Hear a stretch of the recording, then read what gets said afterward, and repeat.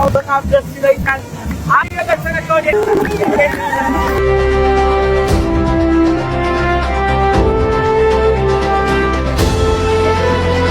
ባህር ዳር ታሪክ ከተፈጥሮ ሁለቱም ሳይሰስቱ ውበት ያበዙላት ታሪክ ያጠገቧት ለኛ ለኢትዮጵያውያን ከኛም አልፎ ለአፍሪካውያን የልማት የብልጽግና የለውጥ የእድገት ምሳሌ መሆን የምትችል ከተማ ነች። አሁን ደግሞ የኮሪደር ስራው በውስጥ ያላችሁ ሰዎች እንደምታዩት እኛም ዛሬ በከፍተኛ አድናቆት እንዳየነው በጣም ተስፋ ሰጪ ይበልጥ ውበቷን መግለጥ የሚችል ሰዎች ተቀብላ ለማስተናገድ የሀብት እንቅስቃሴ ማዕከል ለመሆን የሚያስችል ሁናቴ በባህር ዳር መጀመሩን አይተናል። ኢትዮጵያ ውስጥ ካሉ ከተሞች ምናልባትም ቀዳሚ በሆነ ደረጃ የውስጥ ለውስጥ መንገድ በጥሩ ዲዛይን ከተሰራባቸው ከተሞች መካከል ከፍተኛውን ስፍራ የምትይዘው ባህር ዳር ናት። በሀገራችን ብቻ ሳይሆን በከባቢያችንም ጭምር በግዝፈቱ በጥራቱ ሊተካከለው የማይችል ድልድይ የተገነባው በባህር ዳር ከተማ ነው።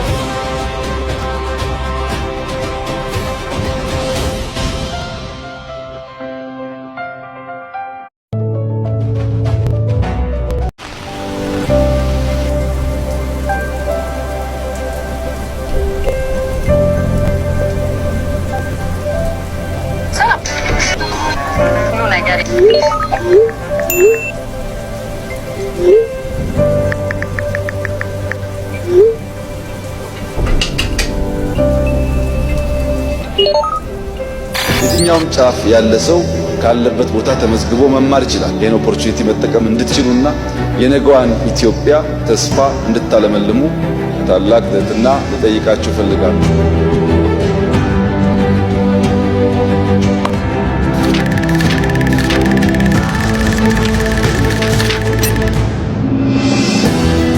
መፍጠን ከቻል ተክተን ከሰራን እስከ 7 ሚሊዮን እናሳ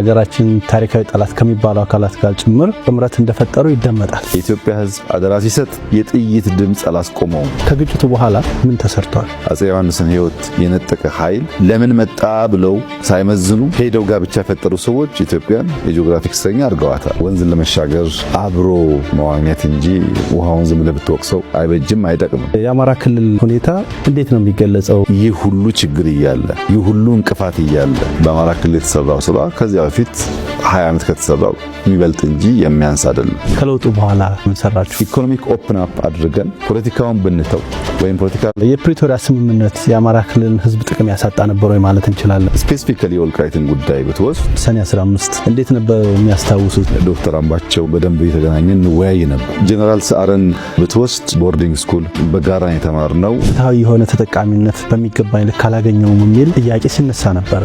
የአማራ ህዝብ እንደ ህዝብ በጠላትነት ፈርጆ የኖረው ማን ነው? ለሴራ ጎንጓኞች የጦር መሳሪያ